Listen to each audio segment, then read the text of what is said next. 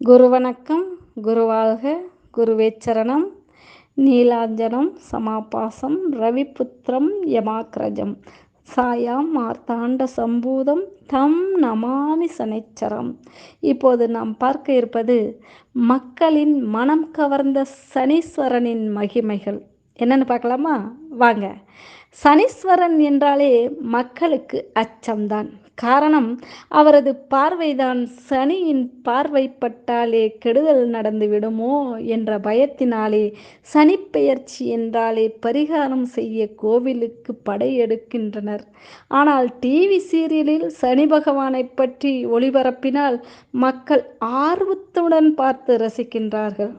ஒருவன் யாருக்கு பயப்படுகின்றானோ இல்லையோ, சனி பகவானுக்கு பயப்பட்டே ஆக வேண்டும். ஏனென்றால் இவரிடமிருந்து யாருமே தப்ப முடியாதே. சிவனாயிருந்தாலும் சரி, யமனாக இருந்தாலும் சரி, அல்லது வேறு எவனாக இருந்தாலும் சரி, சனியின் தீர்ப்பு ஒரே மாதிரியாகத்தான் இருக்கும். நவ கிரகங்களில் சனி பகவானும் ஒருவர். சனைச்சரன் என்றும் மந்தன் என்றும் குறிப்பிடுவார்கள். சனை என்றால் மெல்ல, அதாவது மெதுவாக என்று அர்த்தம். ஒரு ராசியில் தனது பயணத்தை சுமார் 2.5 வருடங்கள் எடுத்துக்கொள்கிறார் சனி பகவான்.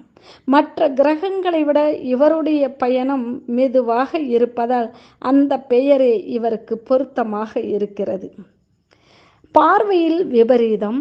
சூரிய புத்திரன் சனீஸ்வர பகவானின் திருவிழிகளிலே ஓர் அபார சக்தி. அவரது பார்வையிலே தனி தீட்சண்யம்.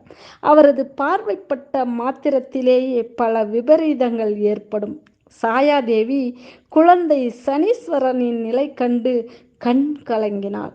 தனது புத்திரனால் மற்றவர்களுக்கு துன்பம் ஏதும் வரவேண்டாம் என்பதற்காக சனீஸ்வரரை எங்கும் அனுப்பாமல் தனது கண்காணிப்பில் தனது லோகத்திலேயே வைத்து கொண்டிருந்தாள்.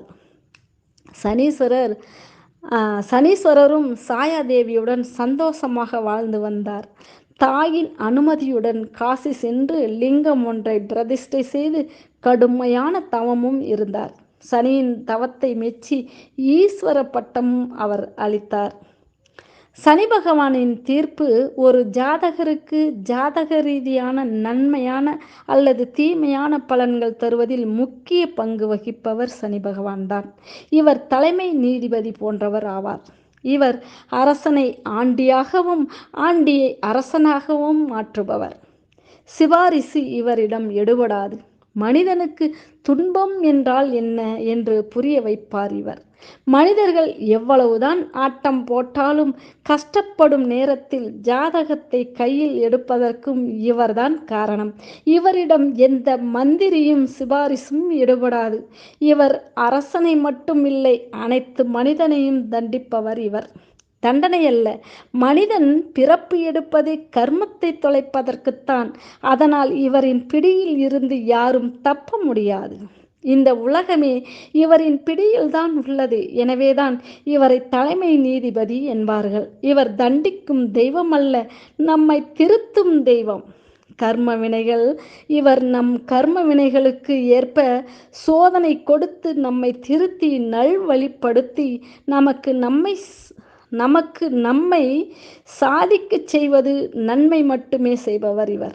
ஆனால் மக்கள் இதை சரியாக புரிந்து கொள்ளாமல் இவரை கண்டு பயப்படுகிறார்கள்.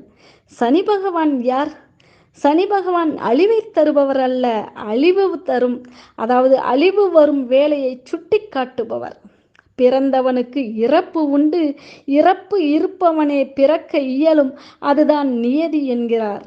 உடலில் ஆன்மாவுக்கு குடியிருக்க தகுதியில்லாத நிலையில் உடலுக்கு மறைவு வருகிறது. அந்த வேலையை வரையறுக்கும் பணியை சனி பகவான் சுட்டி காட்டுகிறார். சனிப்பெயர்ச்சியில் வணங்குவோம். சனிப்பெயர்ச்சி நாளில் கர்மகாரகனான சனி பகவானின் அருளை பெற அனைத்து ராசியில் பிறந்தவர்களுமே வணங்குவது நல்லது. சனி பகவானின் பிறப்பையும் அவரது பெருமையையும் படிப்பவர்களுக்கு அவரது பரிபூரண அருள் கிடைக்கும்.